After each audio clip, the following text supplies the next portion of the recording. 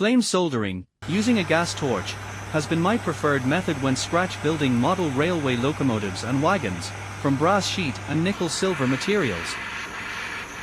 Strips of titanium, bent into clamp-like shapes, have been a great soldering aid for holding the parts together, and allowing the concentrated heat to get in and do the job quickly, before everything else gets hot. It's also a technique used by some jewelers, with titanium strip supply coming from New Concepts, that is new spelt with a K, concepts.com.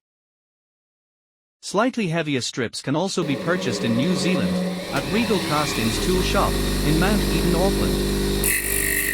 Useful characteristics of titanium is that solder will not stick to it, and it retains its springiness, even when used with the higher melting point temperature of silver solder. It's also a poor conductor of heat, so will not draw much heat away from the workpiece. It's helpful to reduce the width of at least one end of the strip, or shape it, to suit the task, and a quick grind does this. But don't use your best files to smooth off any burrs. I now have a growing assortment of clamps, from strips folded up in a variety of shapes and sizes. Bending the strips requires heavy pliers and strong fingers. You'll find that the bending will occur some distance from the side of the pliers, so allowance for this is needed to gain the shape required. A second pair of pliers is very useful to bring both ends of the strip together. Ends can be formed to meet head-on, or at right angles, as many of mine are. They can also be brought parallel together, or spaced well apart, to clamp quite thick items. Or shaped to hold any awkward pieces, or even to spring outwards. To provide a clamping grip, twist one end out of line to the other end, and bend it down further past its mate. Then it is a simple matter of restoring the alignment, and achieving one end pressed squarely against the other. The degree of clamping force is also set by this maneuver.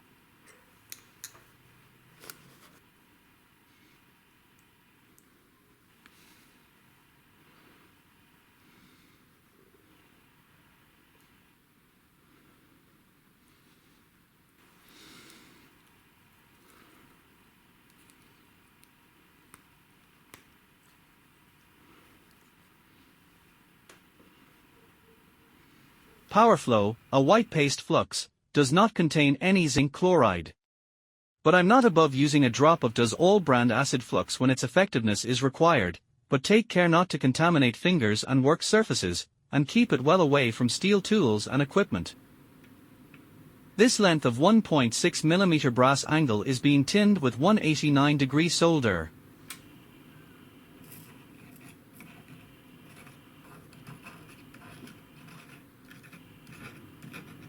It's one of the last items to be soldered to the body of this open wagon, along the top edges.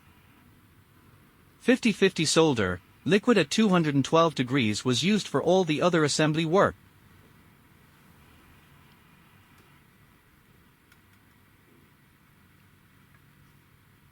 Despite the clamping strips being tweaked to grip with quite a bit of pressure, I can spread them open enough, using 2 fingers, to get them over the upstand of the brass angle.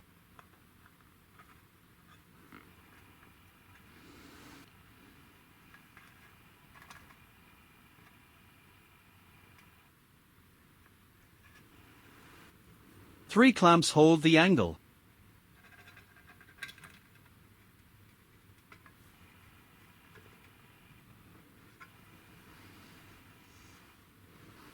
Additional clamps are fitted over neighboring features, to safeguard previous soldered joints from coming apart, when using the butane torch.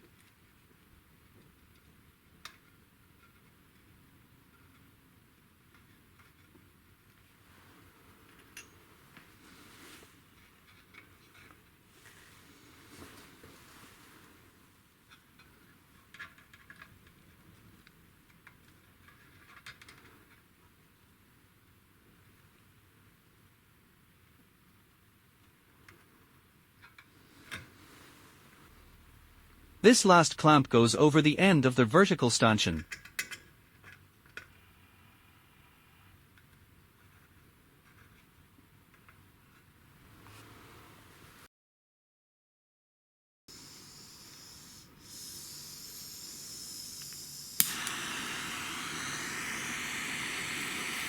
As the solder softens, the clamps bring the pieces together neatly.